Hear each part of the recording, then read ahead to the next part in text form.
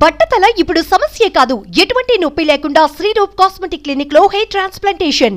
ఆర్మూర్ మాజీ ఎమ్మెల్యే జీవన్ రెడ్డి చేతికి పెట్టుకునే వాచ్ ధరెంతో తెలుసా? అక్షరాల 40 లక్షలు. ఆయన తిరిగే కార్లు అప్పటి సీఎం కేసీఆర్ ఇంట్లో కూడా లేవు. అలాంటి జీవన్ రెడ్డి ప్రభుత్వానికి 45 కోట్లు ఎగ్గొట్టే ప్రయత్నం చేశారంటే నమ్ముతారా? నమ్మి తీరాలి అంటోంది స్టేట్ ఫైనాన్స్ కమిషన్.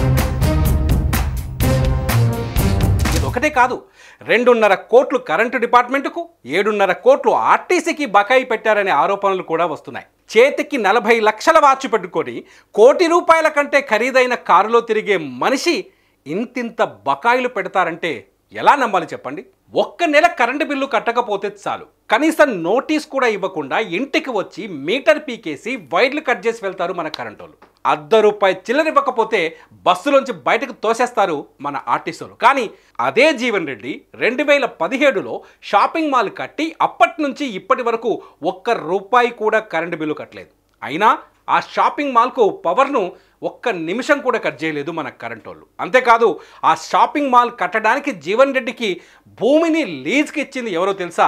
మళ్ళీ మన ఆర్టీసీ వాళ్ళే. పోనీ ఆ లీజ్ డబ్బులైనా చెల్లించారా అంటే 2017 నుంచి ఇప్పటి వరకు ఆయన బకాయి ఉన్న డబ్బు అక్షరాల 7,23,00,000. 7 పైసల కిరాయి కూడా జీవన్ రెడ్డి చెల్లించలేదని ఆర్టీసీ ఇప్పుడు చెబుతోంది. బీఆర్ఎస్ అధికారంలో ఉన్నంత కాలం ఆసన్న గారి జీవన్ రెడ్డి ఆడిందే ఆట పాడిందే పాటగా మారింది. ఆర్మూరు ఆర్టీసీ బస్టాండ్లో కట్టిన షాపింగ్ మాల్ కోసం Jeevan Reddy state finance corporation నుంచి 20 కోట్ల రూపాయల లోన్ తీసుకున్నారు.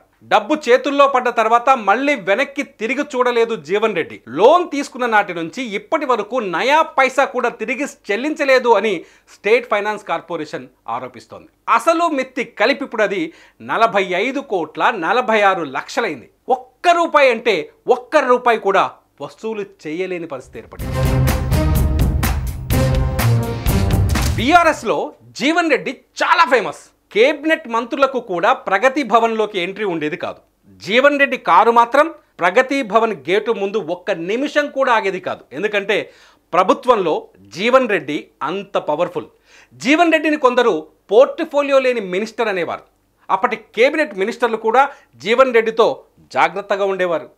అంత పవర్ఫుల్ మనిషి పాత బకాయిలు చెల్లించలేదంటే ఇప్పుడు ఆశ్చర్యం వేస్తోంది. గవర్నమెంట్ ఉన్నంతకాలం జీవన్ రెడ్డి గాలి బలంగా నడిచింది.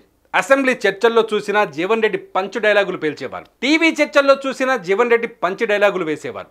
ఆర్మూర్లో ఓడిపోవడంతోనే ఇప్పుడు ఆ జీవన్ రెడ్డి గూడు పుఠాని మొత్తం బయటకు వచ్చింది.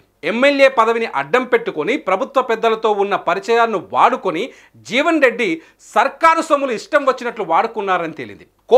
కోట్లు సర్కారు సంస్థలకు బాకీ పడి వాటిని చెల్లించకుండా తప్పించుకు తిరిగారని తెలిసి అందరూ నోరెళ్లబెడుతున్నారు. స్టేట్ ఫైనాన్స్ కార్పొరేషన్ ఇప్పుడు జీవన్ రెడ్డి మెడ మీద కత్తి పెట్టింది. షాపింగ్ కాంప్లెక్స్ పేరుతో తీసుకున్న 20 కోట్ల లోను, దాని మీద చెల్లించాల్సిన 25,46,00,000 మెత్తి మొత్తం కలిపి 60 రోజుల్లో చెల్లించాలని ఆర్డర్ జారీ చేసింది. లేదంటే షాపింగ్ కాంప్లెక్స్ ఓనర్స్ జాబితాలో ఉన్న జీవన్ రెడ్డి భార్య రజిత పైన, ఆయన తండ్రి పైన కేసులు పెట్టి కోర్టుకు లాగుతామని వార్నింగ్ ఇచ్చింది. ఇదే సమయంలో ఇటు ఆర్టీసీ అటు కరెంట్ డిపార్ట్మెంట్ కూడా నోటీసులు జారీ చేసింది.